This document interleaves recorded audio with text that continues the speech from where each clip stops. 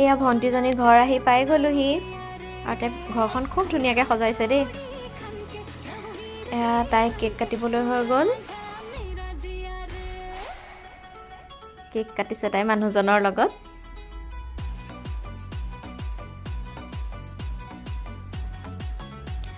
আৰু এইফালে তাইৰ লগৰ ছোৱালী, আৰু এইফালে আমাৰ দেহাই 3 প্লেট কেক লৈ লৈছে। আৰু এয়া ময়ো বোলো কেক অকণ খাই লওঁ।